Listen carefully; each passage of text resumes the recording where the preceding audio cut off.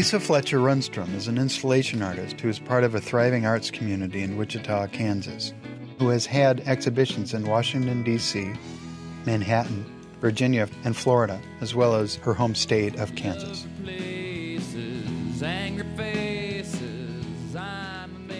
Her work includes color-filled paintings and large wall installations featuring cityscape growth systems and oscillating fans wired with lights, emulating cars driving past.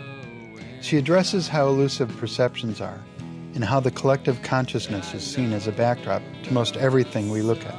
The collection, repetition, and orchestration of objects act as fractals within the work, becoming what she refers to as hyper-real environments. That is the part that's a lie. Where is the excess happening? It doesn't belong. Simplicity. Build a climate just wants to measure with formulas. There's a good chance you would care about the measures. The impermanence of our experiences became especially poignant with the loss in 2007 of her husband, Kirk, whose music you're listening to throughout this interview. In our conversation, Lisa describes the ebb and flow of her creative motivation during this time, as well as the life-embracing example Kirk showed in his last days. Lisa soon afterwards reaffirmed her creative mark and embraced her path ahead with her 2 daughters. So for you, where does inspiration come from? My inspiration using light as media comes from light being energy. And that inspires me. When we talk about the now and being in this moment and being present, form is stagnant. Sculptures and forms, they can have kinetic nature to them, but they are form, they're solid. And with light, it is not. So it's very intriguing to me. It's like a living energy. And to experience that as a human being is one of these great gifts we have, to go out into the sun and to feel the sun on your skin, or to feel presence of being. I think what one thing an artist does is they highlight those things. They say, pay attention to this. This is important. Don't miss this.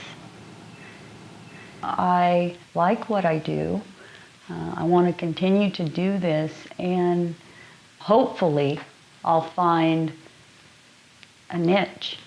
It was from the very beginning, very much a risk-taking and a trusting in yourself, and a trusting having a faith that inspires you to not listen to people sometimes when they tell you this is not very practical. And to go ahead and say, okay, yeah, it's not very practical, but I need to do this. One thing I did not realize early on in my process, and I don't think that it's possible for most people to understand this until they've been able to put some time into their work and to really develop that relationship with their work, is that when I started doing it, I thought it was all about me. And when other people said, this is selfish, or, why do you do this? I couldn't tell them. There's no limit to how crazy you measure what there's no guarantee that it will end in a place where you can still survive. There's no guarantee that you will survive. There's no guarantee that Doctor won't want an X-ray. And then he might come in. The thing that started happening for me is that I came in contact with a lot of other artists, musicians and writers as well. I lump us all together. And I started looking at their process. And their process was very much like my process. And after looking at this, I discovered that we all had a common end. It wasn't as though, and I'm not saying that artists don't have egos and aren't driven by those things, and I'm not saying that at all, but I'm saying that bigger than that, larger than that, is the idea that we're searching, and we're constantly searching, and it's within us and without us. I love meeting artists.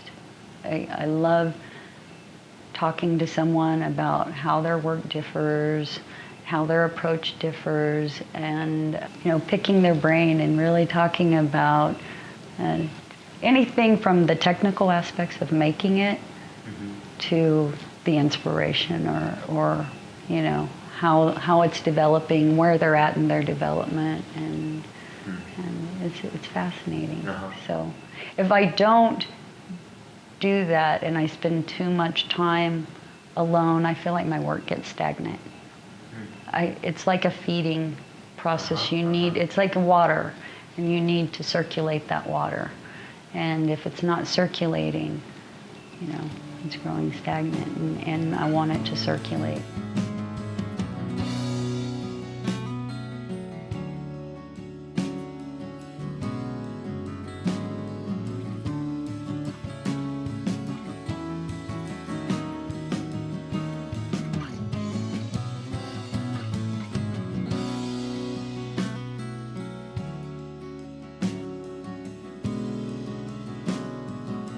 I have students who tell me I can't draw. So drawing equals creativity? Right.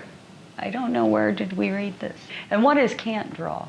What is good and bad drawing? And I really think it has very little to do with craftsmanship in the ability to make things perfectly or to try to make them replicate something else in that sense.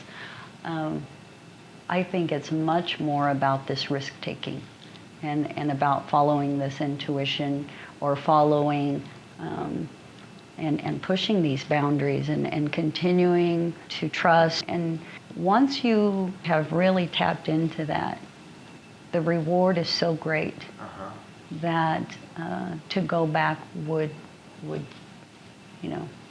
it would be meaningless. There's that commitment. Yeah, there's a commitment. Yeah.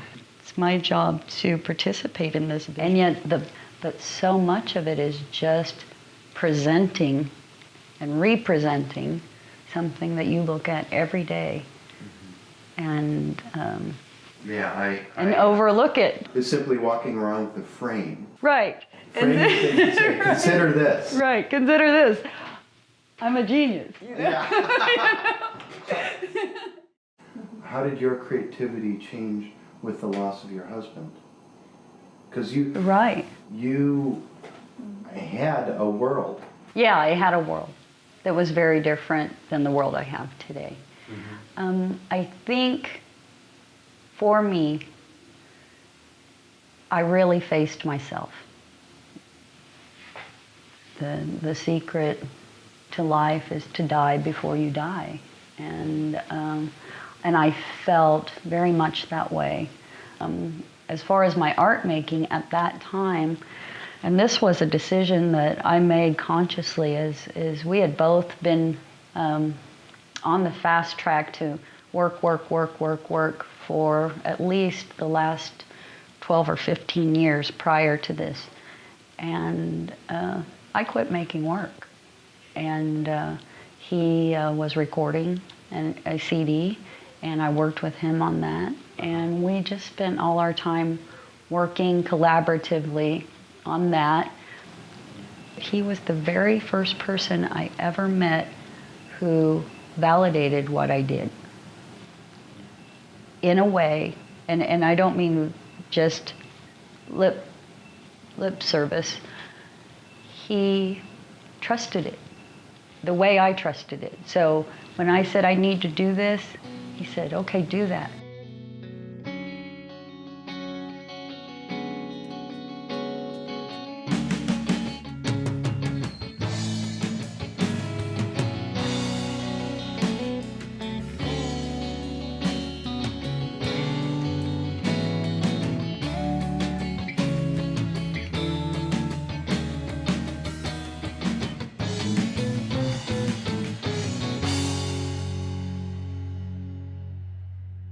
Take the hot 7, take the pot of gold.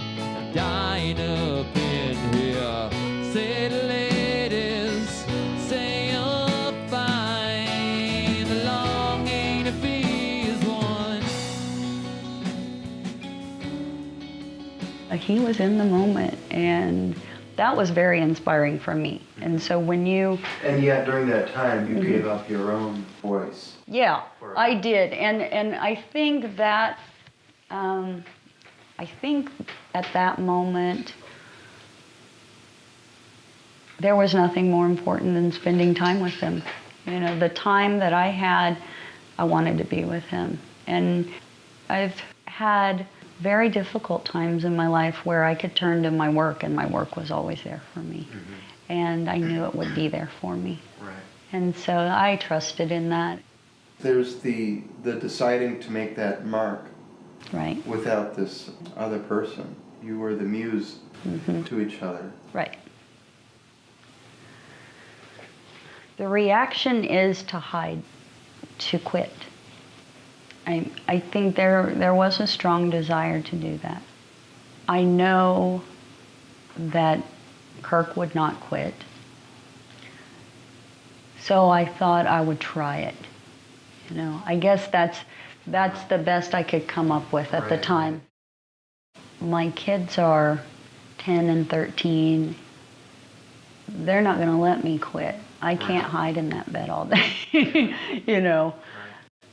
The hardest thing about getting back into it was the apathy. I really had to do that searching again. Is this important or is it not? Is this what I should be doing? I love seeing how my mark moves and identifying it with myself. There's going to be this uncanny balance in the way you will do something over the way another person will choose to do them. And seeing my mark made me feel good. You know, it was like, I'm still here. Yeah, I'm still here. We're videoing. That'll be a little edit. Okay.